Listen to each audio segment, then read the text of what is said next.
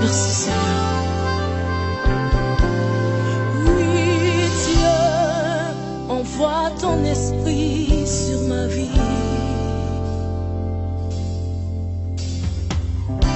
Quand je suis dans la crainte, en toi je me confie. Donne-moi du secours dans la détresse, car le secours de l'homme n'est que vanité. Je m'enfonce dans la boue sans pouvoir me tenir. Je suis tombé dans un gouffre et les eaux m'inondent. Oui, Dieu, envoie ton esprit sur ma vie. Oui, Dieu, envoie ton esprit sur ma vie. Oui, Dieu, envoie ton esprit sur ma vie. Tu as délivré mon âme de la mort. Tu as garanti mes pieds de la chute, afin que je marche devant toi à la lumière des vivants. Père, c'est toi que j'estime. Voilà, nous allons, sans plus tarder, lever voir le Seigneur prier. Et je ne sais pas si je pourrais prêcher, mais j'ai beaucoup plus envie de prier d'appeler le Seigneur. Mais quelle raison nous amène ce matin, chaque dimanche matin, à venir dans ce lieu, si ce n'est de venir nous jeter à ses pieds pour l'adorer, pour le célébrer. Alléluia. Et devant le voir ensemble et prions que Dieu, ce matin, au travers de cette exhortation, puisse parler à nos cœurs. Alors, élevons-nous voir tous ensemble et prions au Seigneur. Je veux te dire merci et je veux te rendre grâce pour ce moment que tu rends possible, éternel. Mon âme te bénit, mon âme te loue pour chaque personne ici, pour tous ceux qui n'ont pas pu venir, mais qui se sentent membres de cette assemblée. Dieu bénit ton nom pour leur vie. Éternel, nous prions que tu bénisses ta parole et que Seigneur, cette parole puisse nous faire du bien, nous instruire. Que ta parole vienne pour nous guérir, nous consoler. Que ta parole vienne pour nous redresser. Que ta parole soit accompagnée ce matin de grâce. Que ta parole nous éclaire afin de nous montrer le chemin que nous devons suivre pour demeurer, Seigneur, dans tes voies. Merci, Saint-Esprit, ce matin, de nous conduire et de nous diriger au nom puissant de Jésus-Christ de Nazareth. Amen. Alléluia. Amen. Ouvrons nos Bibles ensemble dans le livre d'Hébreux. La lettre qui a été écrite aux Hébreux, nous allons lire à partir du chapitre 3.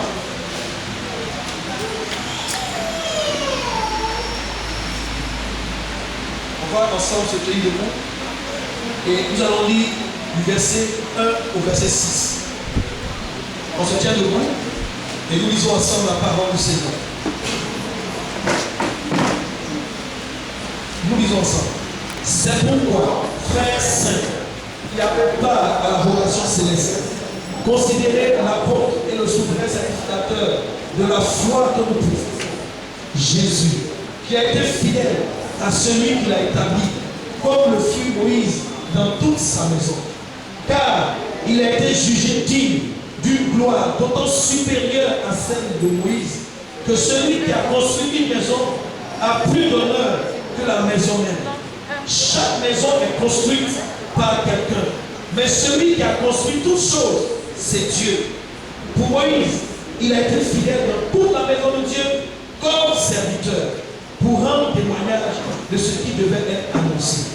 est Christ. Il est comme le Fils sur sa maison. Et sa maison, c'est nous. Pourvu que nous retenions fermement jusqu'à la fin la confiance et l'espérance dont nous nous glorifions. Amen. Seigneur, je prie que notre Seigneur soit béni. Ce matin, je voudrais juste introduire le thème du mois d'octobre. Quelqu'un dit Amen pour moi. Amen. Et ce thème-là, vous l'avez reçu par SMS. Il est intitulé La porte est ouverte. Amen. Alléluia. Nous avons sorti d'un mois que nous avons dit mois d'impact. C'était le 9e mois de l'année. Et tous les serviteurs de Dieu qui travaillent dans cette assemblée sont passés les uns après les autres. Avec d'abord le pasteur Bou Roberté. Après lui, le pasteur Edouard est passé. Ensuite, le pasteur Christian Molly est passé. Après lui, le pasteur Malik est passé. Et ensuite, le pasteur Koudou est intervenu. Chacun avec la grâce que Dieu lui a donnée. Chacun avec la parole que Dieu a mise sur son cœur. Alléluia. Et ce matin, je viens encore pour soit mettre un point virgule à ce qui a été dit, pour mettre 2 points, parce qu'il y a une suite. Alléluia.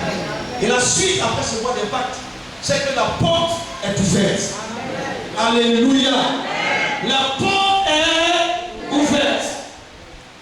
Et tout au long de ce mois d'octobre, nous allons parler de ce thème-là.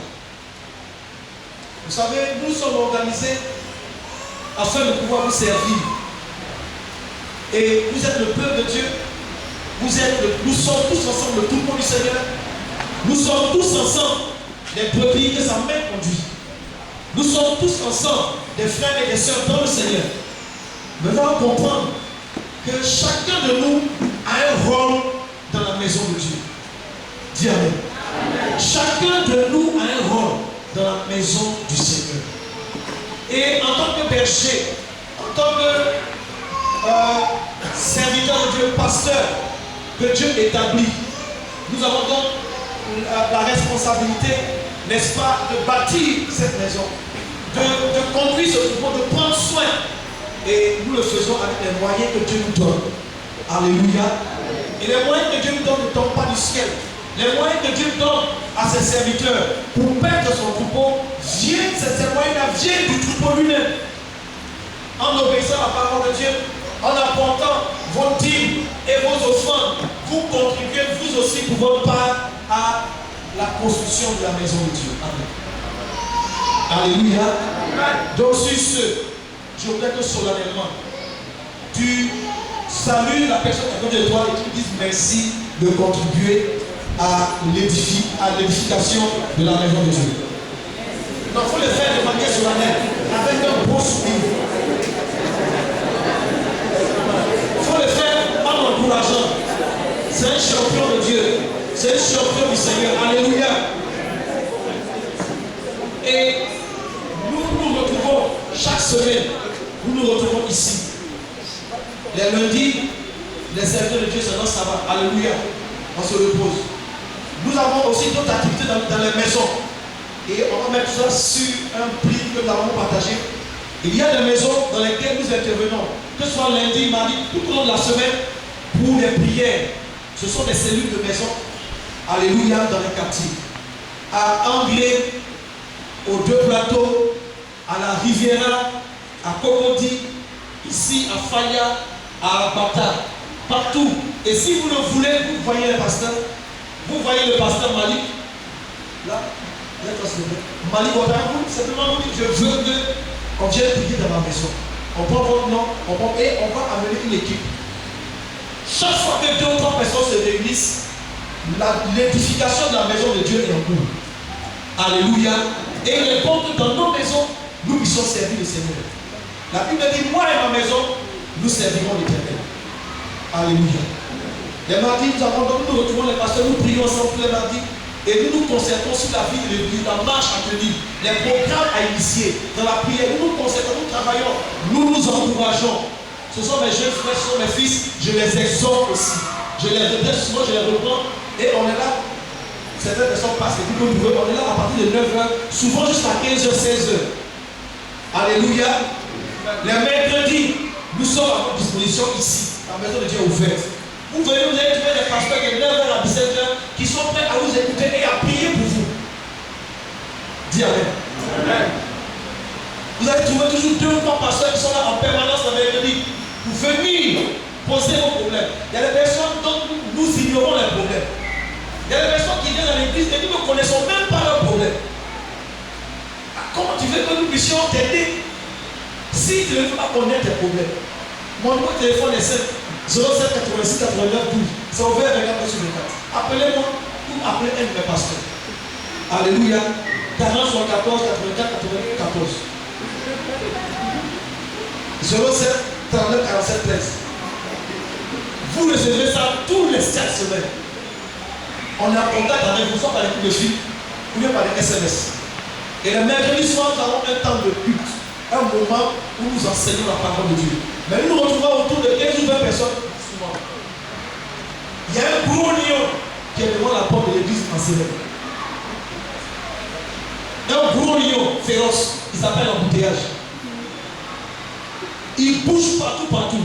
On ne peut pas venir prier. Dieu va nous aider à le tuer au nom de Jésus. Souvent, Dieu envoie un tigre devant la porte de l'église, on appelle la pluie. Des fois, Dieu envoie un serpent. Il pique les gens, on appelle la fatigue. Mais Dieu avec ça va. Ce matin, tous ces animaux féroces et terribles sont détruits au nom de Jésus-Christ de Nazareth. Dieu avec soit délivré. Et chaque vendredi matin, nous nous retrouvons ici à partir de 9h, nous prions jusqu'à midi 13h. Tous les pasteurs. Celui qui veut prier, viens vendredi matin, on va prier ensemble. Voilà. Ça, c'est le programme de l'église. Nous prions. Et souvent, chaque vendredi nuit, jusqu'à matin, on prie ici aussi 3 ou 4 personnes. Alléluia. Nous comptons pourquoi nous sommes en train de traverser. Le terrain sur lequel nous sommes est difficile. Alléluia. Les samedis, nous sortons pour évangéliser. Et il y a un temps de prière à partir de 15h jusqu'à 17h. Dans le temps. Et aussi à partir de 14h, le groupe musical répète. Gloire à Jésus. Le samedi soir également, il y a des frères qui nettoient l'église. Le dimanche matin, tôt, il y a une prière à partir de 8h jusqu'à 9h avant que le culte commence. On n'a même pas encore branché les instruments, on prie. Tu peux venir ajouter pour toi. Tu peux venir à ton sujet, on va prier pour ça. Gloire à Jésus. Et nous sommes prêts à vous venir en aide sur tous les aspects de nos vies. Nous faisons confiance au Seigneur qui nous a établis en tant que serviteurs de Dieu. Alléluia. Voici donc le texte que nous avons lu. Et je vais juste dire quelques mots pour introduire ce message que nous allons développer tout au long du mois d'octobre. Au mois d'octobre, nous allons avoir une croisade d'évangélisation de 2 jours, vendredi et samedi 25 et 26 octobre. Et nous aurons l'occasion d'exprimer ce ministère-là. Vous savez, Dieu utilise ses serviteurs, aussi petits qu'ils soient, aussi insignifiants qu'ils soient, pour accomplir des choses extraordinaires. Voyez-vous, nous avons des témoignages. Plusieurs témoignages nous parviennent. Mais nous savons ce que nous sommes en train de faire et où nous allons. Alléluia. Nous savons où nous vous conduisons. Quelqu'un dit Amen. Amen. Nous savons où nous vous conduisons. Dieu est avec nous. Et nous avons le témoignage que nous sommes avant tout à l'heure. Cela s'est passé au cours d'une veillée de prière. Hier encore, il y a eu des témoignages. D'hier à aujourd'hui encore, des choses que Dieu a opérées. Parce que hier nous avons prié. Et nous continuerons de le faire. Nous le ferons avec la force et la vigueur que Dieu nous donne. Mais je suis convaincu que c'est un travail que nous faisons tous ensemble. Alléluia. Vous ne pouvez pas regarder les gens qui disent c'est à eux de faire. Vous devez vous impliquer dans la vie de l'église. Et nous allons le comprendre. Dis à quelqu'un, la porte est ouverte. Alors, la Bible dit ici au chapitre 3, c'est pourquoi frères saints qui avaient part à la vocation céleste, considérer l'apôtre et le souverain sacrificateur de la foi que nous professons. Et celui-ci, c'est Jésus. Que nous ayons de la considération pour Jésus. Que nous puissions regarder qui est Jésus, le grand souverain sacrificateur de notre foi. Ce Jésus, la Bible dit qu'il a été fidèle à celui qui l'a établi. Dieu a établi Jésus en tant que souverain sacrificateur, comme il a établi aussi Moïse. Donc il y a une comparaison qui est faite entre ces deux hommes qui ont, n'est-ce pas, marqué la vie de l'Église, la vie du peuple de Dieu dans les Écritures. Moïse et Jésus. La Bible dit de l'un qu'il a été fidèle. La Bible dit de l'autre aussi qu'il a été fidèle. Mais il nous a dit ici que Moïse a été établi dans la maison de Dieu. Jésus aussi a été établi dans la maison de Dieu. Mais Jésus, au verset 3, on nous dit qu'il a été jugé digne d'une gloire d'autant supérieure à celle de Moïse. Donc, entre la gloire qui était sur la vie de Moïse et la gloire qui était sur la vie de Jésus, Jésus, par là, est au-dessus de Moïse. On ne peut pas les comparer. Quoi qu'ils aient été tous deux établis sur la maison de Dieu. Mais l'appel de Christ est au-dessus de l'appel de Moïse. Alléluia. Et en Moïse, on a des ombres, on a seulement l'ombre des choses parfaites qui pouvaient arriver. Tout ce que Dieu a pu faire au travers de Moïse, la Bible dit que toutes ces choses n'ont pas apporté la perfection dans la maison de Dieu. Mais au travers de Christ, alléluia, la perfection est apportée. Et le culte qui est adressé à Dieu est un culte parfait, un culte satisfaisant. Et le cœur de Dieu est ouvert. Alléluia. Moïse, la Bible dit que quand une maison est construite, celui qui a construit la maison a plus d'honneur que la maison même. Beaucoup de personnes ont de la fierté à taper leur poitrine et à dire voici ma maison. Mais la Bible nous enseigne que la maison elle-même n'a pas plus de valeur que celui qui a construit cette maison. Une maison n'a de valeur qu'à partir de la qualité de la personne qui habite dans cette maison. Alléluia. Alléluia. Gloire à Jésus. Une maison a de la valeur. Elle peut être belle. On peut l'estimer. Les matériaux, l'aspect, la superficie, la qualité du travail, des finitions, le plan, le modèle. Une maison peut avoir du prix. On peut l'évaluer 50 millions, 175 millions, 250 millions. On peut même avoir la maison la plus chère du monde. On peut voir la maison la plus puissante du monde. On voit plusieurs maisons. Il y a même des maisons qui n'ont aucune valeur. Mais la Bible nous dit ici que celui qui a de la valeur, ce n'est pas la maison elle-même, mais c'est celui qui bâtit la maison. Alléluia. Alléluia. Celui qui bâtit la maison, celui-là est supérieur à la maison elle-même. Aujourd'hui, nous sommes entrés, en ce qui nous concerne, nous faisons l'effort de bâtir une maison qu'on appelle un temple. Mais ce n'est pas la maison elle-même qui nous importe. Ce n'est pas la maison elle-même qui est importante. Mais ce qui est important, c'est les personnes qui viennent dans cette maison. Ces personnes-là, c'est toi et moi. Alléluia. Ces personnes-là, quand elles se rassemblent, elles ont un seul but, par leur présence, d'adorer celui qui est, qui était et qui revient bientôt. Chaque fois que nous nous réunissons, c'est pour adorer lui et lui seul. Nous voulons ouvrir un espace où des hommes et des femmes vont venir pour adorer le Dieu véritable, pour ressentir sa présence, pour renouer avec lui, pour se lier à nouveau avec lui, pour que Dieu puisse descendre à nouveau et agir dans leur vie. Ce qui a de la valeur, ce n'est pas le bâtiment en tant que tel, mais c'est celui qui est dans ce bâtiment.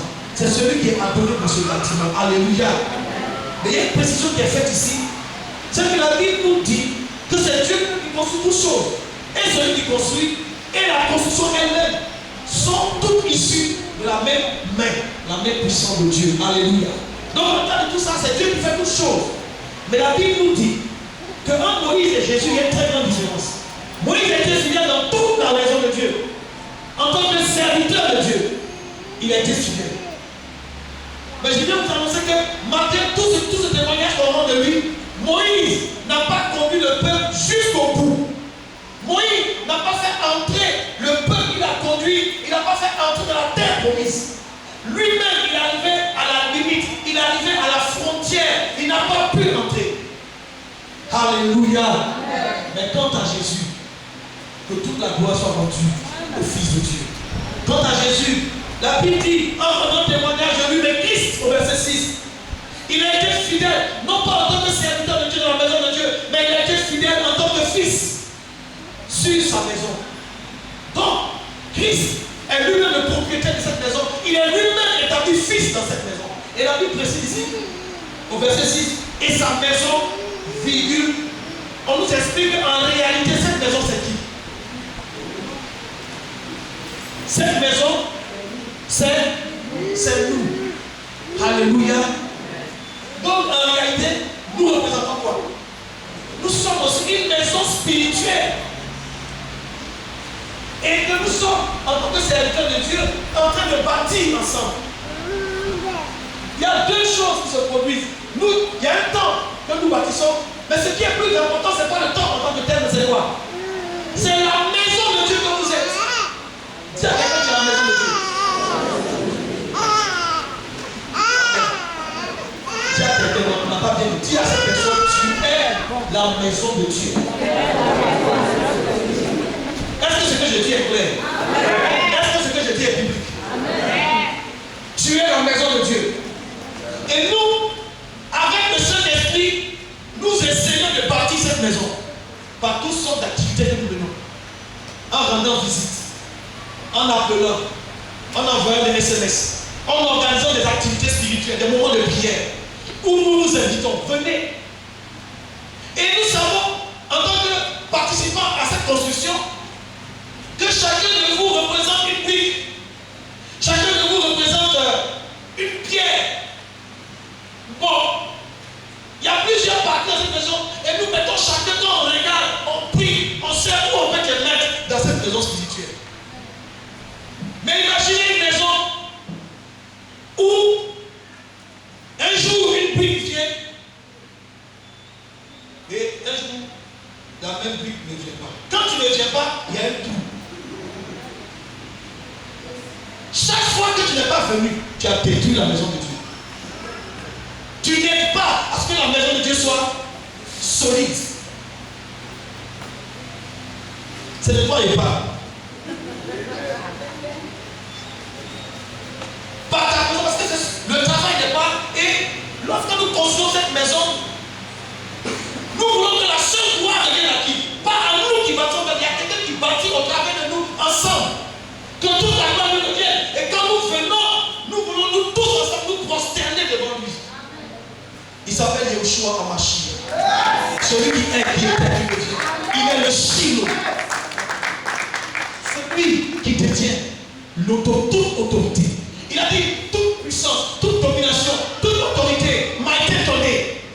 Tout lui est soumis dans les cieux des cieux et sur la terre. Et plus bas que la terre. En son nom, rien qu'en son nom, tout genou fléchit dans les cieux et sur la terre. Il est souverainement élevé. Et nous voulons tous ensemble participer. Frère, je le dis pour que nous soyons tous ensemble édifiés, comprendre ce qui est en train de se passer. Ça fait des années que nous sommes dans le ministère. On a construit des maisons. Vous savez, il y a une seule maison qui existe dans l'univers où on peut se réunir dans cette maison à plus de 6 milliards, 12 milliards de personnes. C'est une seule maison comme ça. Elle au ciel. Aucun architecte au monde ne peut construire telle maison. Le plus grand stade du monde actuellement se trouve où ça? Donc, 100 000 personnes étaient. Il n'y a pas encore une maison qui a été construite où on peut mettre dedans 1 million de personnes. Ça n'existe pas. C'est pourquoi Dieu aime cette maison. Il en a fait plusieurs un peu partout. Vous comprenez, non? Mais un jour viendra où il va rassembler toutes ces maisons, chacune comme un puzzle, comme le jeu de Lego des enfants, pièce par pièce. Il va monter pour faire quoi? Sa propre maison à lui. Et il faut que tu sois fier d'être là où tu es, parce que tu es la maison du Seigneur. Et nous, en tant que notre rôle, c'est de faire en sorte que chacun soit à sa place. Dis à quelqu'un, soit à ta place. Dieu ne va jamais t'envoyer quelque part où il ne pourra pas te bénir. Dieu t'amène là où il sait que tu seras béni. Des gens ont prié, sont venus nous témoignage, qui ne partaient plus à l'église depuis 2 ans. Et des personnes à qui Dieu a dit, viens, va, marche tout droit, arrête-toi, tourne-toi. C'est ici que je veux que tu viennes prier. La personne regarde, elle était en haut ici, et elle dit, pasteur, Dieu m'a envoyé ici. Dieu envoie des personnes ici. Amen. Si l'Esprit de Dieu n'était pas là, il n'allait pas envoyer ses propres enfants pour lesquels il est mort sur la croix. Et nous avons ce témoignage. Il y a au moins 3 ou 4 personnes qui m'ont rendu ce témoignage. Maman, qui viennent de loin, qui viennent pour écouter, pour participer, pour contribuer. Il y a de la place pour chacun.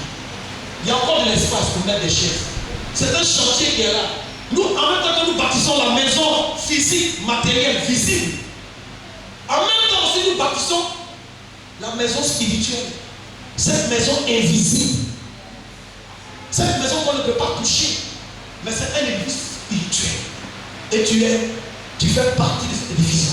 Dieu te connaît. Dieu te connaît. C'est pourquoi la Bible, dans le même livre, on a dit, la Bible dit au Hébreux chapitre 10, n'abandonnez pas votre assemblée. Frère, dis à quelqu'un, Dieu est là. Dieu est là. Il faut que tu viennes participer. Et comprenons que chaque maison qui est construite a toujours quoi? A toujours au moins une porte pour entrer dans cette maison. Est-ce que je parle avec vous? Il n'y a pas une maison qu'on construit, même une case qu'on construit. On fait en sorte qu'il y ait toujours quoi? Une porte d'entrée. Et Dieu aussi a fait en sorte que dans sa maison, il y ait une porte. Et lorsqu'il a commencé à bâtir sa maison, lorsque Dieu a décidé de descendre pour venir habiter au milieu des hommes, il l'a fait avec Moïse. Alléluia. On a le temps de rentrer dans tous les détails. Il a dit à Moïse, en l'appuyant sur la montagne, il lui a montré le temple, le tabernacle dans le ciel. Et il a dit à Moïse, fais en sorte à faire quoi? À construire le tabernacle d'après le modèle qui t'a été montré. Donc, Moïse a vu pendant 40 jours, Dieu lui a parlé sur chaque détail, chaque dimension du temple qu'il voyait qui est au ciel. Et il a fait une reproduction miniature sur la terre. Et alors, Dieu voulait que son peuple se réunisse avec lui là. Dieu cherche tout parce que Dieu, je vous dis une chose, Dieu ne peut pas faire quelque chose. Bien qu'il soit tout puissant, il m'a dit qu'il y a quelque chose que lui ne peut pas faire. Quelqu'un dit amen. Amen. Est-ce que c'est bien dit correct? Donc je suis en train de dire que Dieu dit qu'il est tout puissant. Il peut faire toutes choses. Mais il y a quelque chose qu'il m'a dit qu'il ne peut pas faire lui-même. Quelqu'un dit pasteur, dis-moi. Dieu ne peut pas s'adonner lui-même. Dieu ne peut pas dire, oh, je suis Dieu. Hey, mais mollet, hey, oh, mais, ah, je suis puissant. Et puis il envoie le tonnerre. Ah, c'est moi Dieu. Dieu ne peut pas s'adonner lui-même. C'est la raison pour laquelle Dieu veut qu'il y ait d'autres personnes qui l'adorent. Là, comme ça il va se bouger un peu. Il va se demander un peu. Quand d'autres personnes l'adorent, alléluia, il ne va pas s'adonner lui-même. Il a même le témoignage que si quelqu'un a un témoignage de lui-même, son témoignage n'est pas recevable. C'est pourquoi il faut que d'autres personnes témoignent de lui. Qui va venir témoigner de Dieu? Qui va venir pour l'adorer? C'est pourquoi Dieu t'a sauvé. C'est la seule raison. Quand le peuple de Dieu était en captivité en Égypte, Dieu a suscité son serviteur Moïse, n'est-ce pas? Et il a dit, va dire à Pharaon, va dire quoi? Va dire à Pharaon de faire quoi? De laisser sortir, de laisser aller mon peuple pour faire quoi? Pour aller m'adorer, pour aller me servir. Et une seule chose pour laquelle Dieu sauve. Une seule chose. Tu es sauvé pour venir adorer Dieu. Amen. Tu es sauvé pour venir faire quoi? Servir Dieu. Où ça? Dans sa maison. Tu n'es pas sauvé parce que tu es pauvre, parce que tu es belle, parce que tu es exceptionnel, parce que tu es intelligent, parce que tu es sage. Tu es sauvé tout simplement à cause de la miséricorde et de la grâce de Dieu. Et si tu es sauvé pour un seul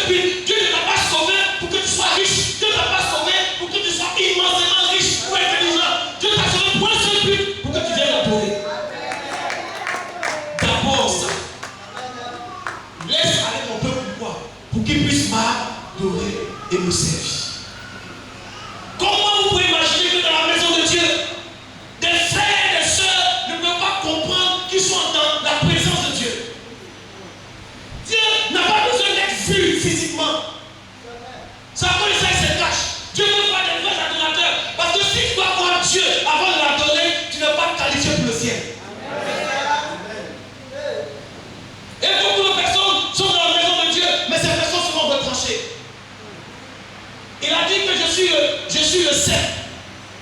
Je suis le vrai cep. Mon père est le vigneron. Et vous êtes les sapes. Autrement dit, je suis le tronc, je suis l'arbre. Et vous êtes les branches.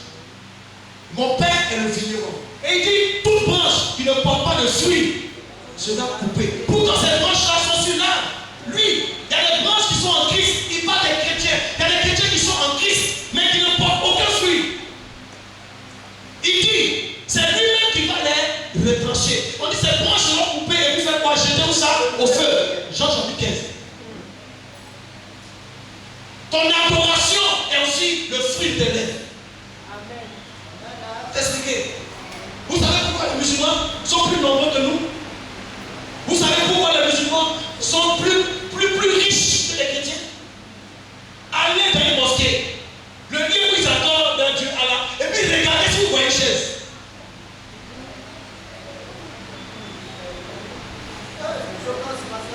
Regardez si vous voyez une chaise. Ils sont tous assis où ça? Pourtant ils sont nombreux dans la mosquée. Ils s'asseyent où? Par terre. Vous pouvez écouter quoi? La parole de Allah. Et quand ils prient, vous voyez sur eux toujours trois choses. Pour un musulman qui prie, trois signes qui prient. Un signe sur sa tête. C'est noir comme ça. Deux signes sur ses genoux. C'est noir. Pourquoi? Il est prosterné et sa face tombe terre. Et quand il écoute la parole de Dieu, il est à terre. Pour dire quoi? Dieu est au-dessus de lui. De manière naturelle, ils ont appris l'humilité que les chrétiens n'ont pas. Dans la maison de Dieu, Dieu va bénir un serviteur. Dieu va élever un serviteur. Par sa gloire, vous allez voir tout de suite, l'orgueil va prendre la place. Au lieu qu'il soit un, il va commencer à être élevé. Et ce sont les chrétiens, ce sont ces fidèles qui élèvent les pasteurs. Et dans cette maison, on ne peut pas voir l'humilité. Il y a deux manières d'élever quelqu'un. Malik vu. Le frère, il n'a rien fait, il est simple. Mais lorsque Dieu fait des prodiges au travers de lui, et qu'il ne réalise pas qu'il est juste un âme, et que c'est le Seigneur qui est monté sur lui, et qui entre à Jérusalem dans la gloire, et que tous les habits qu'on jette, ce n'est pas à cause de lui, mais c'est à cause de celui qui est sur lui. Même si ce n'est pas le Seigneur qui marche sur les habits, c'est l'âme qui marche sur les habits. Mais les gens, en acclamant, personne n'acclamait. Wow, joli âme, joli âme, joli âme. Wow, wow. Jamais de la vie, on a tous acclamé ça. Jésus de Nazareth, mais ce que nous faisons comme enfants de Dieu, quand on voit les exploits, la première chose qui détruit l'homme de Dieu, c'est qu'on commence à s'abaisser devant lui. Quand je m'abaisse, il ne va pas changer, il reste dans la même position. Quand je m'abaisse, qu'est-ce que j'ai fait? Je m'élève. Et aujourd'hui dans nos églises, beaucoup sont en train d'adorer leur pasteur. Sont en train de le vénérer. Certains sont en train de l'immortaliser. Et quand vous voyez dans la maison, la photographie de l'homme de Dieu est plus évidente que la parole du Seigneur. Et aujourd'hui, les serviteurs de Dieu sont dans une course au marketing publicitaire pour appuyer à l'image, au détriment de l'image de la gloire de Dieu. Ils ont des cabinets, ils ont des groupes, ils ont des organisations uniquement pour l'image de la maison qu'ils sont en train de construire. Beaucoup sont entrés dans une course pour construire des temples, pour construire des tabernacles. Aujourd'hui, beaucoup sont entrés dans une course épiscopale.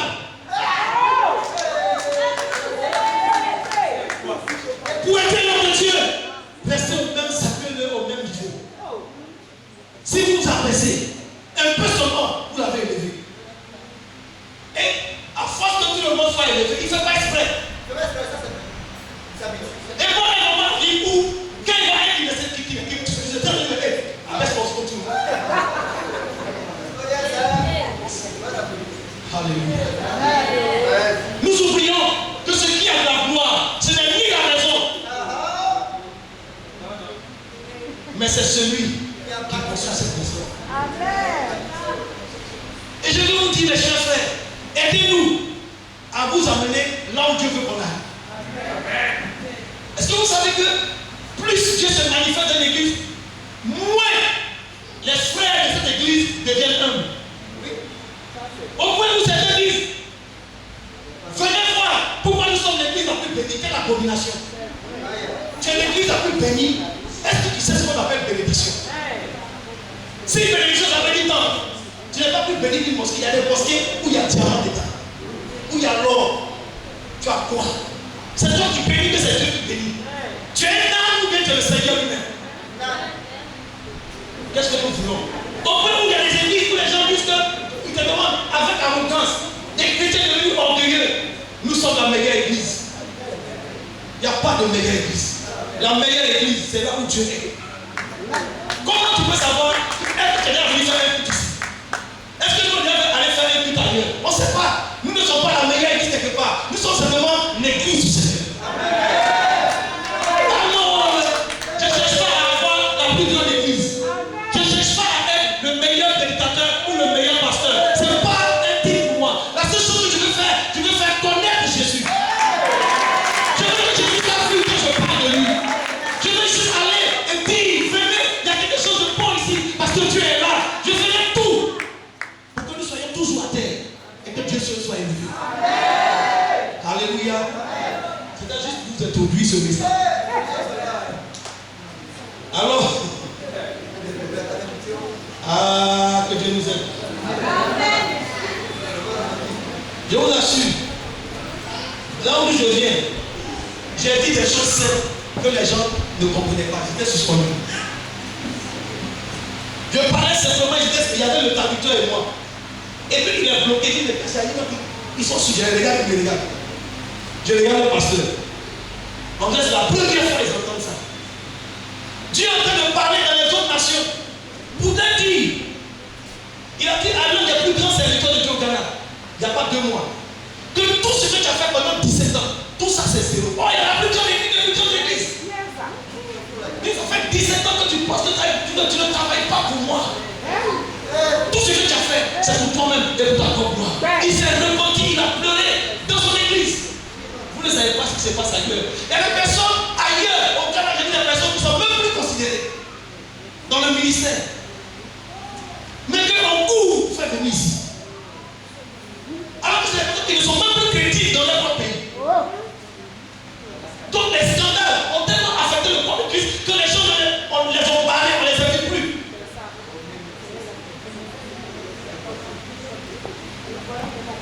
Pourquoi? Parce qu'ils ne veulent pas amener le peuple de Dieu dans l'humilité que Dieu cherche. Parce qu'eux-mêmes ne sont pas humbles.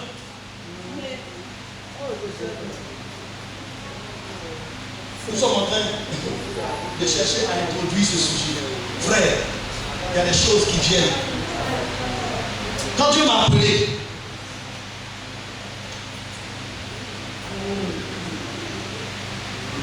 c'est passé entre lui et moi. Alléluia. Dieu, il m'a envoyé. Il m'a donné de l'argent. Et il m'a dit, va payer du poisson pour moi. Dans une vision. Vous comprenez, non? Il m'a envoyé. Il m'a dit le nombre. Tu payes 10 000 gros poissons. Et puis je suis parti. Mais là, on trouve poisson. Où il m'a montré là, c'est dans un bateau. Où il y a beaucoup de poissons qui sont entassés. Et celui qui dirigeait ce bateau, le bateau était tellement grand, le plus grand bateau du monde, c'est le plus grand que Titanic. Ça va dans tous les pays du monde, même s'il n'y a pas la mer. Et ce bateau-là, celui qui le gardait, celui qui le conduisait, celui qui le dirigeait, s'appelle Lucifer, l'ange de lumière. Je lui ai rappelé son frère, on t'appelle Satan. Et je me suis retrouvé dans le bateau, dans la cale, dans la chambre froide. Quand je suis venu dire je veux acheter le poisson, ils ont ouvert. J'ai vu beaucoup de poissons, j'étais content. Il y avait un peu la vapeur, comme on ouvre les chambres froides. Ouais, non. Et puis j'ai entendu la voix du Seigneur qui m'a dit, regarde bien mon fils. Quand j'ai regardé, la vapeur de la plume là, ça s'est dissipé un peu. Qu'est-ce que je voyais? Des têtes d'hommes qui sont coupées, déposées comme noix de coco. Et ces têtes étaient vivantes, me regardant en suppliant, en pleurant. Qui va nous délivrer? cette situation.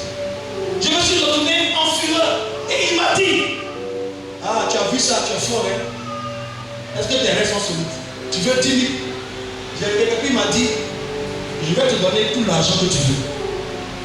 Je vais te donner tout l'or que tu veux. Je vais te donner aussi une serviette comme ça que tu vas mettre sur ton épaule. Et pendant que tu pries, tu es sur ta figure. Et puis tu secoues sur les gens. Quand tu fais comme ça dans une direction, tout le monde tombe. Quand tu fais comme ça, et puis les miracles opèrent. Tu seras l'homme de Dieu le plus connu de ta génération. Tu vas voyager partout. J'ai commencé à pleurer. Et je lui ai dit jamais de la vie. Ce qui m'a fait mal, c'est que je n'ai pas vu le Seigneur, mais j'ai vu ça. Qui tient ces hommes dans le système qu'il a mis en place qu'on appelle le monde. Il tient toute l'humanité en captivité. Et j'ai pris ma cargaison. J'ai pris les poissons entassés dans beaucoup de sachets. J'avais un problème. Comment descendre maintenant du bateau qui n'était pas accosté mais qui était en pleine mer? Comment descendre? Et je voyais autour des petits chaloupes avec des personnes qui négociaient avec moi un prix. Ah, vieux père. Ah, en tout cas, moi j'ai fait un voyage à 500 000, un voyage à 200 000. Chacun avait son prix. Et j'ai dit, mais est-ce que vous savez ce que je transporte? Ça n'a pas de prix. Et j'ai dit, c'est quoi ça? Il m'a dit, ce sont les églises que tu vois comme ça. Et leurs pasteurs. La seule chose qui les intéresse, c'est l'argent. Ce n'est pas les âmes que je leur envoie. J'ai pleuré. J'ai pleuré. Je me suis réveillé en pleurant. Et je cherchais ce passage dans la Bible. Et Seigneur, si c'est vraiment toi, il faut me montrer ça dans les Écritures. J'ai fouillé jusqu'à je ne l'ai pas trouvé. Et un jour, j'ai croisé un frère à qui j'ai dit, mais est-ce qu'il n'y a pas dans la Bible un passage où on parle des âmes qui sont dans un bateau? Il dit, s'il faut qu'on ait Apocalypse 18. Vraiment, le frère est dans la Bible. J'ouvre la Bible dans Apocalypse chapitre 18. Vous pouvez ouvrir aussi. Et je vais terminer là-dessus.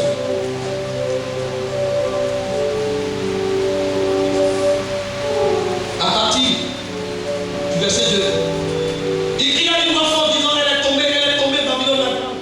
Elle est devenue une habitation de démons, un repère de tout esprit impur, un repère de tout oiseau impur et odieux. Parce que toutes les nations ont bu du vin de la fureur de sa débauche, que les rois de la terre se sont livrés avec elle à la débauche, et que les marchands de la terre se sont enrichis par la puissance de son luxe. Et j'ai entendu du ciel une voix qui nous a sorti du milieu d'eux, sortez du milieu d'eux, mon peuple, afin que vous ne participiez point à ces péchés et que vous n'ayez point part à ces fléaux. Car ces péchés se sont accumulés jusqu'au ciel et Dieu s'est souvenu de ses iniquités. Payez-la comme elle a payé et rendez-lui au doux selon ses œuvres. Dans la coupe où elle versez-lui au doux. Autant elle s'est glorifiée et plongée dans le luxe, autant donnez-lui du tourment et des deuils. Parce qu'elle dit, je suis assise en reine, je ne suis pas veuve, et ne venez pas le deuil à cause de cela. En un seul jour, ces fléaux arriveront, la mort, le deuil, la famine, et elle sera consumée par le feu, car il est puissant le Seigneur, le Dieu qui la juge. Alors tous les rois de la terre se sont livrés avec elle à la débauche, et au luxe pleureront et se lamenteront à cause d'elle. Quand ils verront la fumée son tourment, se tenant éloigné dans la terre de son tourment, ils diront, malheur, malheur, la grande ville Babylone, la ville puissante, en une seule heure et son jugement. Verset 11. Et les marchands de la terre pleurent et sont dans le deuil à cause d'elle, parce que personne n'achète plus de leur cargaison. Regardez maintenant la cargaison de ces marchands. Au verset 12. Cargaison d'or, d'argent, de pierres précieuses, de perles, de fin lin, de pourpre, de soie, d'écarlate, de toute espèce de bois, de senteur, de toute espèce d'objet d'ivoire, de toute espèce d'objet en bois, très précieux, en airain, en fer, en marbre, de cannelle, d'aromates, de parfums, de myrrhe, d'encens, de vin, d'huile, de fine farine, de blé, de brebis, de bœuf, des chevaux, des chars. Et puis quoi? Des corps et quoi? Et d'âmes d'or. Quand j'ai vu ça, j'ai compris que la vision que j'avais vue venait du Seigneur. Des cargaisons de quoi? D'âmes. Entassés, livrés à Satan. Et ils sont conduits sur la route de la perdition. Il y a quelques années, j'ai commencé à travailler. C'est ce qui m'a poussé à servir le Seigneur. Une urgence pour les âmes qui périssent. Et cette urgence m'a mené jusqu'à aller exercer au Bénin. Partout où je suis passé, mon souci était que les âmes soient délivrées, arrachées dans les vies du diable. Mais laissez-moi vous dire que j'ai rencontré ici, en Côte d'Ivoire, à Abidjan, en 2001, 2002, une personne, c'était un Saoudien, un prince arabe, qui était venu à cette époque-là pour acheter, pour donner de l'argent à certains serviteurs de Dieu. L'argent que les musulmans offrent en sacrifice, les plus grands, les Saoudiens, en pétrodollars, cet argent-là, quand ils font ce sacrifice-là à une période précise, 21 jours avant le Ramadan, à cette période précise, les initiés, les descendants de la famille de Mahomet qui sont arabes de sang, cotisent 2,7% de leur grosse fortune dans un compte spécial réservé. Et celui qui administre ce compte, c'est un fonds de soutien, c'est un fonds d'aide qui vient de l'islam. Pour venir, il est venu en Côte d'Ivoire pour partager ça comme un fonds d'aide, un fonds de développement. Beaucoup de ministres à l'époque ont pris. Beaucoup de personnes ont pris. Des banques sont installées. Et beaucoup de serviteurs de Dieu ont été touchés. Moi également, j'ai été touché. Et on m'a proposé 3 milliards renouvelable chaque année. Ce n'est pas ton argent que je cherche. Si c'est l'argent que je cherchais, il y a longtemps, j'ai déjà privé. C'est pas ça veut dire. Et je l'ai refusé. Quand j'ai revenu, je suis tombé malade. 3 jours paralysé. C'était dans un hôtel au Vallon. J'étais là devant. J'ai vécu cette même scène que j'avais vue dans ce bateau quelques années auparavant. Et j'ai averti mes amis serviteurs de Dieu. Ils m'ont dit, mais ça fait quoi? Est-ce que Dieu n'a pas dit qu'on doit débrouiller l'Égypte? Et beaucoup ont pris. Comment ils vont justifier? Un coup, l'argent a arrivé beaucoup. Comment tu as expliqué? D'autres ont dit non. J'ai prié pour quelqu'un aux États-Unis. Et puis la personne m'a établi son héritier. Dieu l'a béni dans tout ce bien. Les gens ont cherché toutes sortes d'excuses. Et en un instant, des choses comme ça se passaient autour. Avec un argent. Et aujourd'hui, c'est une course maintenant à l'argent. L'église, on est cherché à gagner de nouvelles âmes. On s'est tourné vers quoi? Que Dieu vous aide. Amen. Ici, vous êtes à une bonne place. Amen. Là où Dieu veut que vous soyez. Et je sais que vous priez pour nous. Comme Dieu demeurer toujours dans la voie du Seigneur. Et je vous en prie, aidez-nous afin qu'ensemble nous puissions accomplir la volonté de Dieu. Je sais où je vais. Je sais qui m'a appelé. Et je forme beaucoup de serviteurs de Dieu à cause de cette grande moisson qui arrive. On est venu à peine ici 50 personnes. On a commencé à bâtir un temple qui va accueillir 400 à 500 personnes. Pourtant, on est combien? Aujourd'hui, par la grâce de Dieu, on a plus de 100 adultes. Avant la fin de l'année, nous voulons être plus de 200 personnes. Et l'année prochaine, toute l'année 2014, nous allons passer toute l'année à aller évangéliser dans le quartier pour gagner les âmes à Christ. Et nous allons ouvrir encore d'autres églises. Dieu permettra. Cette œuvre apostolique se fera. Et les hommes de Dieu iront. Et nous aurons plus de 10, 20 églises remplies de monde. Pour la cause de Christ. Pour la cause de Christ. C'est pourquoi je voudrais qu'ensemble, nous puissions ce matin nous tenir debout et considérer l'apôtre de notre foi.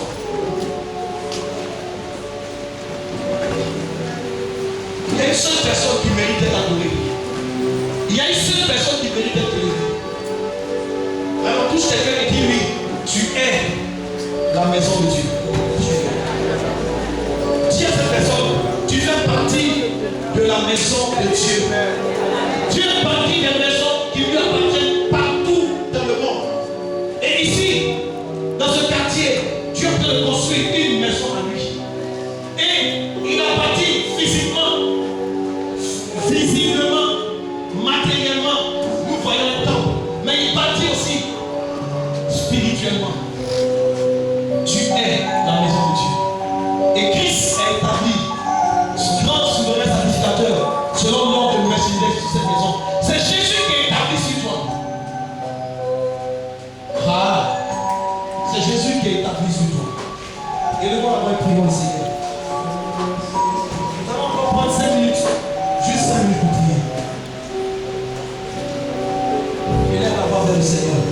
Tu as entendu toutes ces paroles. Et je sais que tu sais que je t'aime.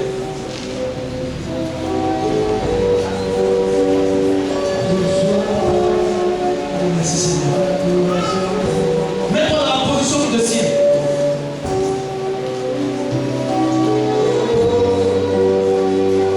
Le Seigneur m'a dit, et moi, lorsque j'aurai été élevé, partout où le Seigneur Jésus-Christ s'est élevé, dans toute assemblée où Jésus-Christ est vraiment élevé, et je vous ai montré comment on peut élever quelqu'un. On peut élever quelqu'un en faisant quoi? En s'abaissant.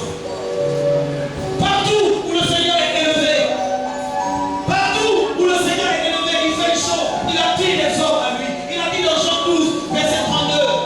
Et moi, lorsque j'aurai été élevé, j'attirerai tous les hommes à moi. Ce matin, je voudrais apporter au Seigneur une adoration officielle. Je voudrais ce matin qu'il y ait des personnes qui s'assoient pour adorer le roi, pour élever le Seigneur de gloire. Ah, ils n'ont même pas Christ, mais ils se prosternent devant quelqu'un qu'ils appellent Allah. Ah, my God, we shout to pray. Élève la voix et adore le Seigneur. Mets-toi dans la position que tu veux. Shout out to Jesus, the bread. He the sound of play. Si tu veux chanter, chante. Si tu veux crier, crie. Si tu veux parler, simplement parle. Si tu veux te taire, tais-toi. Mais chose est sûre, élevons ensemble ce matin celui qui a été établi sur nous. En tant que fils, le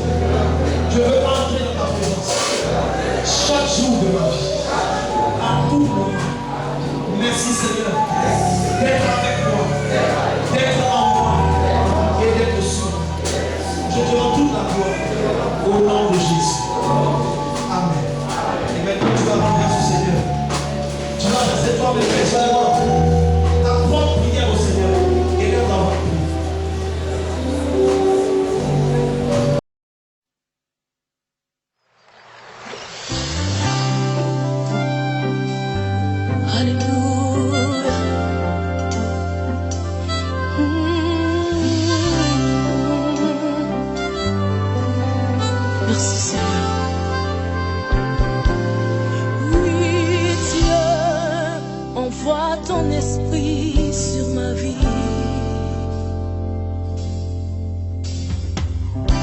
Quand je suis dans la crainte, en toi je me confie.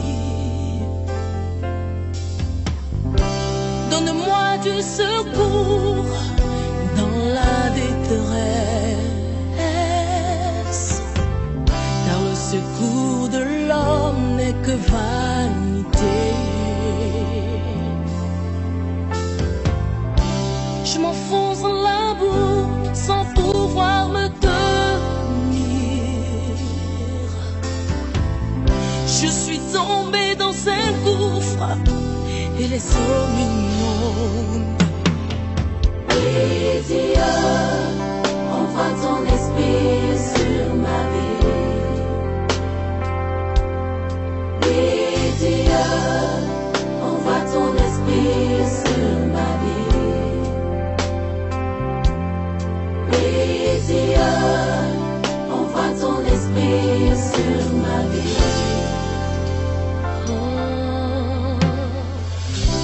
Tu as délivré mon âme de la mort. Tu as garanti mes pieds de la chute, afin que je marche devant toi à la lumière des vivants. Père, c'est toi que j'estime mon semblable.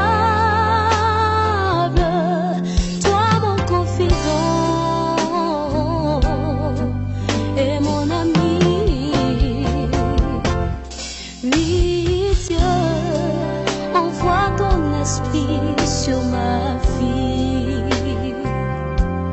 Oh oui Dieu, envoie ton esprit sur ma vie.